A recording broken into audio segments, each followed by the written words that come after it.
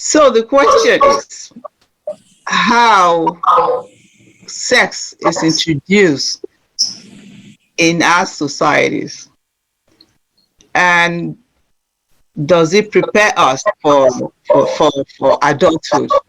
Is the sexuality you discovered from those senior to you by accident or on purpose when the older ones want to get you involved? That's my preliminary comment. Okay. Anybody else on the floor?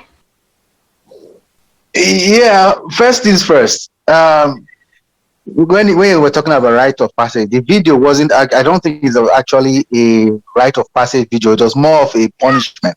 Even though they used the word circumcision, I thought they wanted to teach the young boy a lesson for having intercourse or something with someone else. So I don't think generally for rite of passage in Africa or Nigeria or Obiaja in general that it's sexual at all. I think it's mainly just to see whether you are strong enough to join the community as a man, or as a man to be, a young man who's going to be a man soon. A young boy is going to be a man soon. That's my own take on it. And yeah, even I don't think till date anyone, well, most people talk to their kids about sex. The kids usually just find out by mistake, or these days maybe from watching TV videos and talking to friends. So I think it's more of a self-discovery rather than a parental guidance thing. And that brings me to the back to the story when the boy talking to his father says that he can't have sex with his wife because the father never talked to him. I personally think that is a scenario which would rarely play out in Africa, in Nigeria in general. First of all, no, I don't think parents talk to their kids. Second of all, I don't think kids are afraid when they want something. They are afraid to that extent that they would not do anything because their parents are in the next room. Rather, they will find a way to do it so that their parents never find out. So the scenario is a bit, a bit off for me because I know the odds, the probability of that happening is very low. It's more likely that they would do it and the parents will never find out, rather than they will become, how will I say, they will be fear-stricken to that extent. Yeah, and not paranoid. Yeah. So, well, those are a few of the comments I wanted to just make for now. Sex. Let me tell you, Carol, sex to a man is not that important as that. And does not have the same kind of consequences as it has for a woman. But you for me, I can have sex with 10 girls and I say, so what? But the girls having sex with me will say, I could be pregnant. I will have a baby. You know? Well, and I, as a man, does not worry as much as the woman should or would, because he is pregnant. Okay. Let me just talk a little bit on this matter. Back home then, I mean, you cannot just with the culture, with respect to our parents, you cannot just go out there, then bring a girl home and, start messing with all those things. Your parents will not be happy about that, and we give them that respect, as Carol just said. You cannot do anything contrary to the way that, when we can do it, mostly these days now, where people can just do anything without even having value, thinking about it in the presence of their parents. Back home, if we are looking at comparing it to this modern civilization, sex is just like a common thing, nowadays, back then when we are little, you cannot even pronounce it, you cannot say it. Your parents will shut you up. You say, what are you talking about? What did you know about it? Who taught you? You know, there was nothing like sex education back during those days, you know, which now we feel that it is something very important. We have to educate our siblings, our junior ones, or our children about sex education. You see, the way that little boy was, on the video that we watched, the way he was being treated like animals. So that was not, it's not acceptable. I think that must have been the olden days that, you know, and now you cannot do that type of a thing. You know, it's very barbaric, very animalistic. So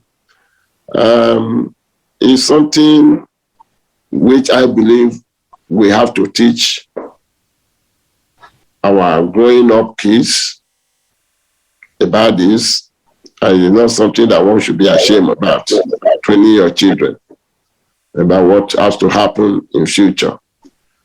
You know, I could remember one time, even when I was grown up already, even I remember when I was even in the teaching in the secondary school there, when a girl decided to come with me on weekend just to visit my parents, to visit me home.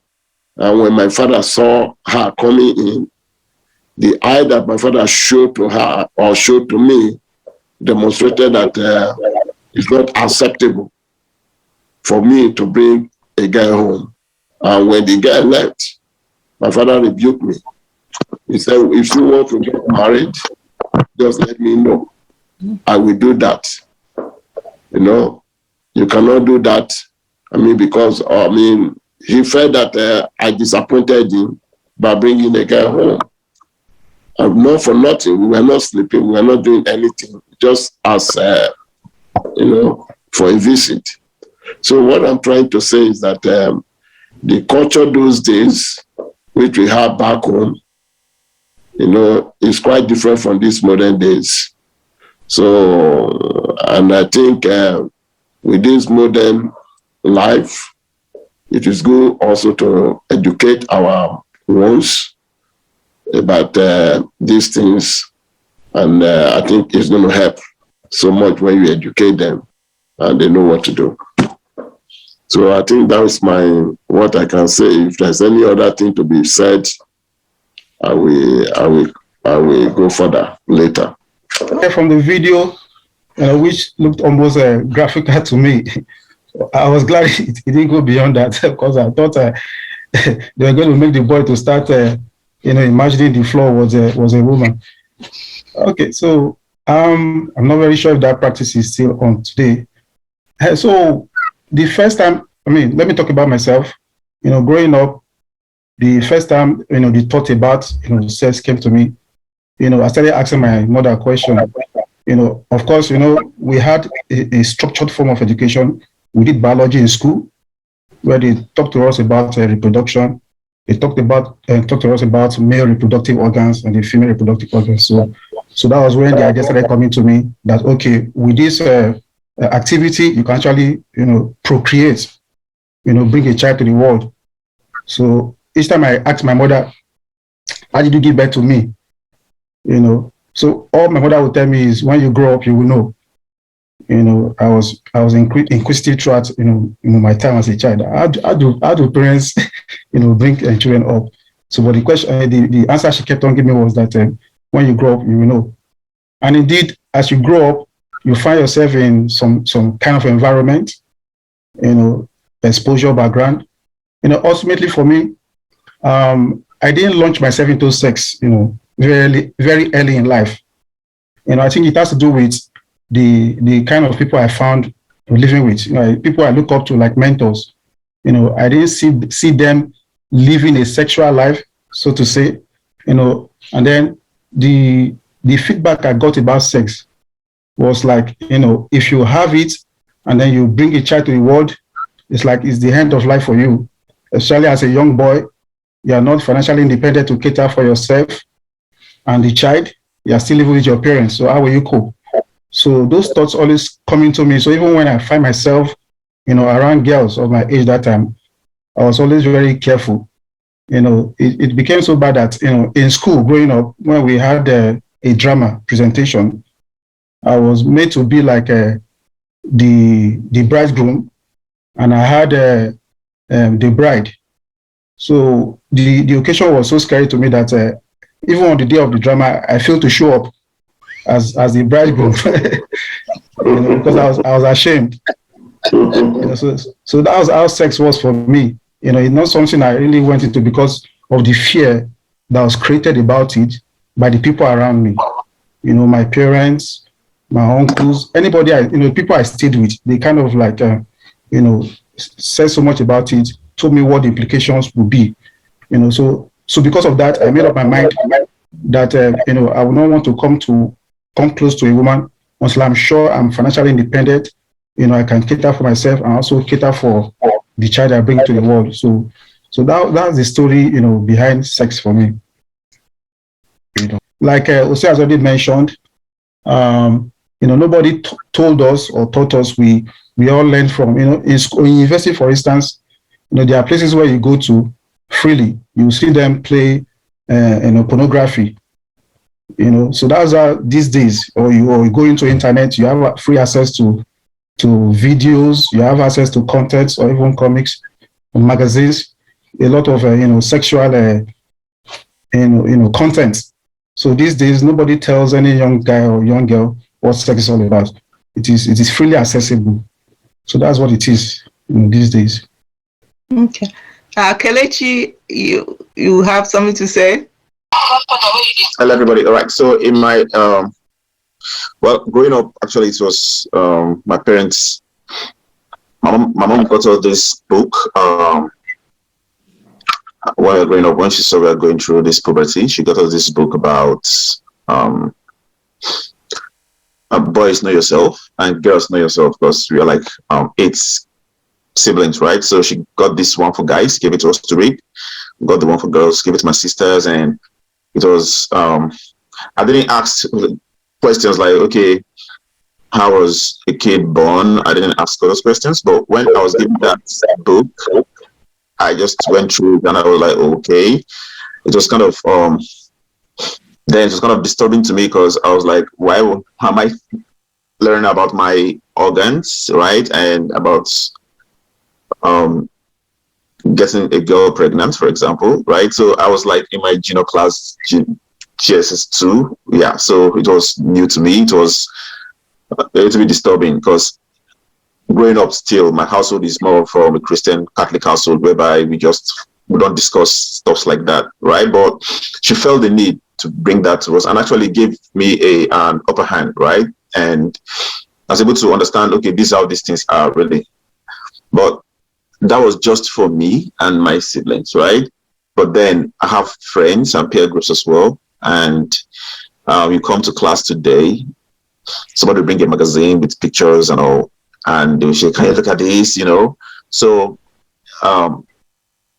growing up as a kid, all this came my way, but having someone that go the extra mile to at least, it's not per se enlightened, but to let you know that these things really can happen. You can actually be deceived by an elderly lady to participate in sexual acts, and you might have no idea, but then this is what it is, and these are the side effects of guilt feeling and all those psychological effects, and after which you might get addicted to it, right? And it was just like a pointer for me then and my siblings. So we were like a little bit knowledgeable in that aspect, that way, right? Yes. So in university days, in the secondary school, actually, to learn more about it, then they will say you can meet a counselor, and it was all until my SS2 that they started, senior secondary class 2, that in my school then they started introducing it a little bit by letting us know about how these things happen, and they say it in a way